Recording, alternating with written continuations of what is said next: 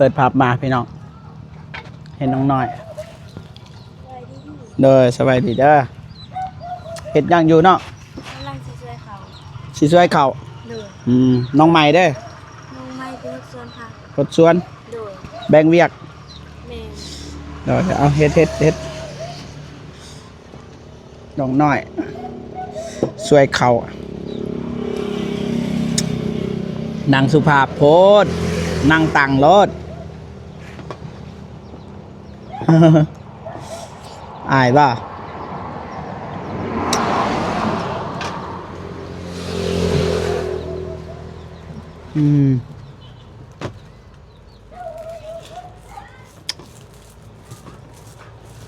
สวยเข้าโอ้ยตบปาเจ้าเป็นยังไง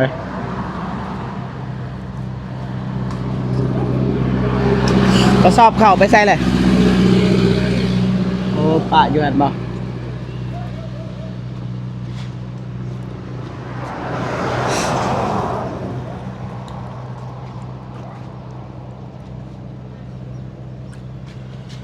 น้องน้อยหดส่วนบ่แต่ว่าอาจจะไปหาน้องใหม่ก่อนเด้อโดย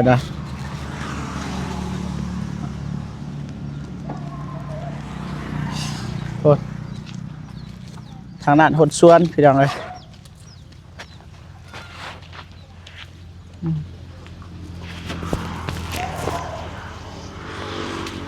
หดคู่มือแต่บ่ใหญ่พี่น้องเลย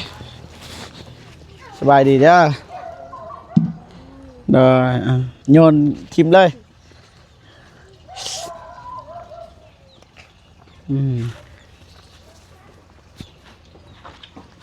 เด็ดเอามากินฮะตัวใดผักสลัด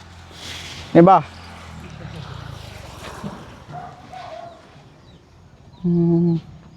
บ่ทันใหญ่พี่น้องเลยโคตรดนเลยเพราะว่าเขามาคู่มือเขารู้สึกดนแต่วันนี้ใหญ่เลย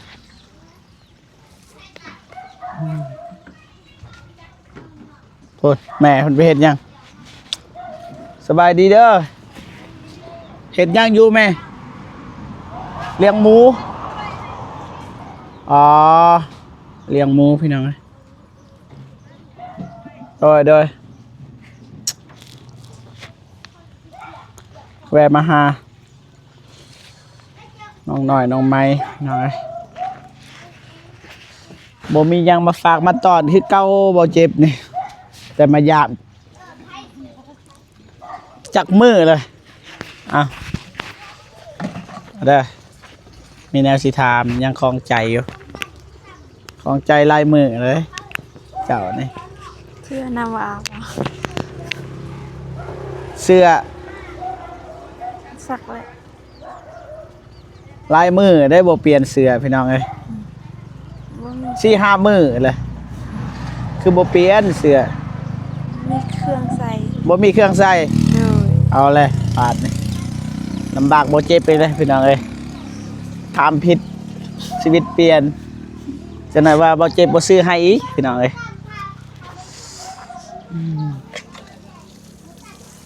เห็นอยู่สุดเก่าส่งนี่เปลี่ยนนี่ส่ง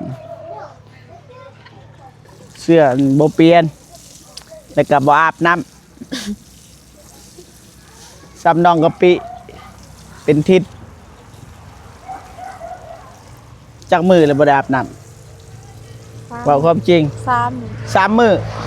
เป็นยังคือบ่อาบหนาวสกปรกเนาะว่าความจริงอาบหรือบ่อาบเป็นยังคือว่า3 มือบ่ได้อาบเอา3 มือมีแต่มือว่ามือเสาร์นี่อาบโอ้ตอนไอ้ทามือนั่นนี่อาบมันมานี่แล้วบ่อาบว่าความจริงอาบหรือบ่อาบอาบเลยขี่รถล้ม แม่นบ่ยินข่าวว่าขี่รถล้มบ่แม่นความจริงเลย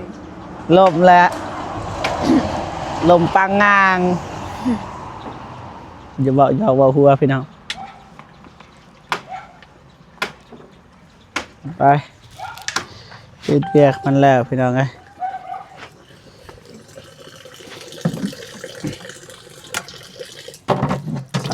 ตักได้กระปุยใหญ่นี่ตักบ่ได้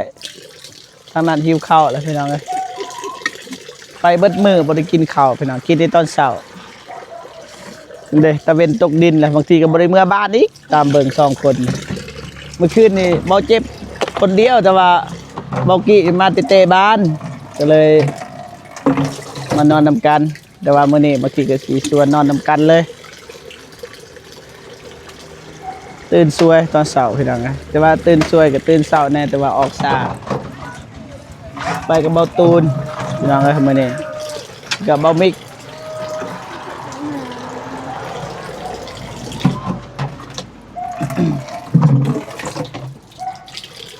สะอาดสร้างนะเขื่อนนี่เนาะ โดย โอ้ย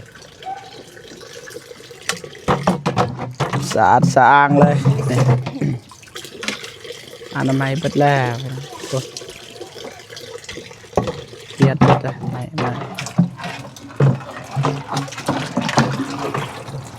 น้องสุรัตน์ก็บ่ได้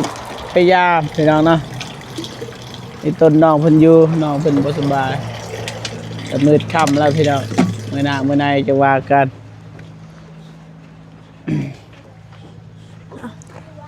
ไปมื้อนี้บ่ได้นึ่งข้าว นึ่งแล้วน้องน้อยแล้วเบิ่งให้เขา โดยน้องน้อยแล้วเบิ่งข้าวบ่ โดย น้องหลาเด้ น้องลาเรา หึ เราไปที่บ้าน อยู่ไส เราไปที่บ้าน สอบบ่ โดย โดย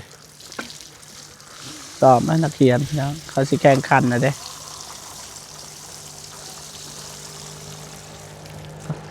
ตัวนี้โหดได้บ่ตัวนี้ ยัง ยัง โดย คือโหดลายที่ทุเรียนนี่ คิดว่าเป็นอยู่บ่ตามน้องคิดว่าทุเรียน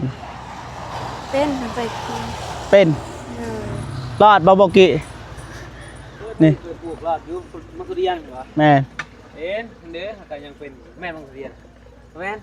บ่แม่นตอนนั้นมาเคียบ เคยเป็น เป็นก็เป็นทั้งผุน มันแต่ วิท เกียม ย์ล้างเหือนทุก แต่ถ้าคอกินเพิ่น ให้กินอย่าว่าคันมันใหญ่ หาย ให้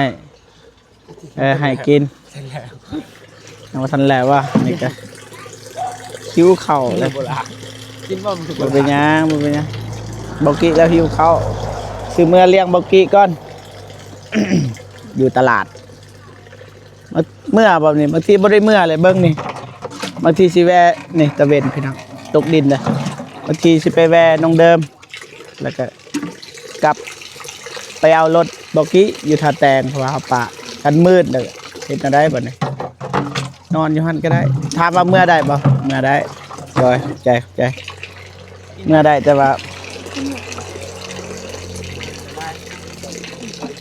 แบ่งกัน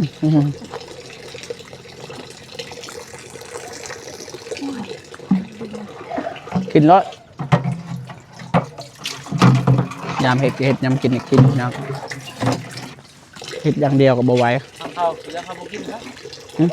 ใครต้องกินเขาถึงเป็นน้ำ ตัวใด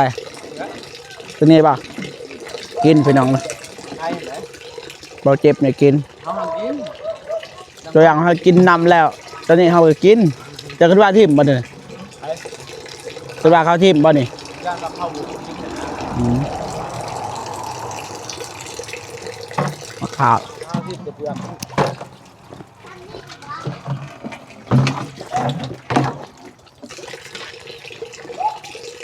ใกล้แล้วว่าดอกไม้แล้วเปล่า งานเดียว ทางนั้นเดียวไปบักกี้ไปหาน้องหน่อยกันเด้อเด้อไปกลับบัดนี้บักกี้เอ้ยไปหาน้องน้อยแล้วก็กลับบัดนี้เถอะโอ้โหน้องเพิ่นช่วยเข้าแล้วหรือยังเถอะแล้วหรือเปล่าเรียบร้อยเลยสบายดีเด้อแม่เด้ออ้าวเสร็จยังบัดนี้ แกมันมี แกงมักมี่โอ้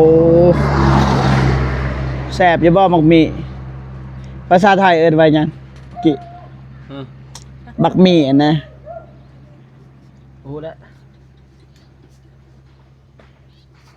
บักเมนคืออย่างขนุนหมักขนุนแกงหมักขนุนบ่ฮู้ว่าทางไทยเคยแกงหมักหมี่หรือบ่พี่น้องเนาะเม่นมาเบิ่งบ่เคยกด1บ่เคยกด1บ่เคยกด0นี่น้องใหม่นี่น้องน้อยพี่น้องเอ้ยน้องน้อยน้องลาบ่อยู่พี่น้องเอ้ยได้ไปลงมันเมื่อกี้รบกวนแม่เพิ่นเฮ็ดเด้อได้อ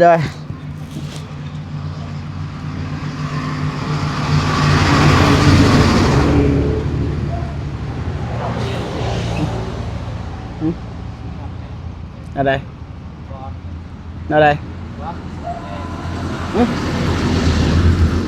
ไม่ยังแง่กั้นนะนี่แต่นี่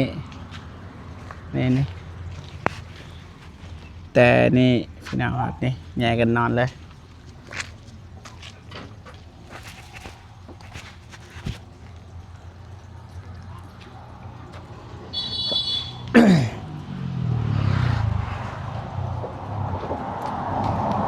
แล้วหรือเปล่า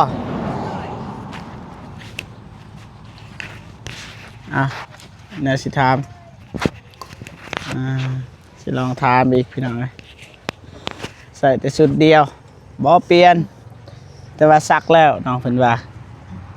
ไปไซมือนี่ ไปคนมันไปลกมัน ไปลกมันอีกแล้ว เลย เปลี่ยนเครื่องตัวไหนอีกไปลกมัน เปลี่ยนก่อนนี่ ไปลกมันไป ไปลกมันงู หมูอีกแล้ว เลย แต่หมูบ่เคยมาซอยจักเทื่อมันไผแล้วหมูน้อง งูหนอ ได้คนใดเลย คนเขียนอยู่ทาง อ๋อ ทางกันดอน ได้เคยเห็นอยู่ป่ะที่อยู่มื้อนั้นบ่แม่นป่ะหมูไผ ตัวนั้นหนองงูอะ อ๋อ นอกหมู เราเป็นงูหนอง อ๋อ บัดหนองเราเป็นงูของหนอง อ๋อ เข้าใจแล้วเบิดแล้วบ่สุดจำนี่สักเบิดแล้วบ่ บ่แม่นเครื่องหนอง เครื่องไผ เครื่องหนองปนกัน เครื่องน้องน้อยกับน้องเลง อ๋อ น้องบ่มีเครื่อง โดย มีเล่นแต่ตัวเดียว ตั้งหน้าปก บางที FC คิดว่าบ่เจ็บเอาที่หุบเก่าบ่แม่นตัวชุดเก่าเลยพี่น้องยิ้มตลอดเนาะหายเบิ่งลองหายอายเบิ่ง หายบ่เป็น หายบ่เป็น เลย บ่เชื่อว่าคนหายบ่เป็น ต้องหายเป็น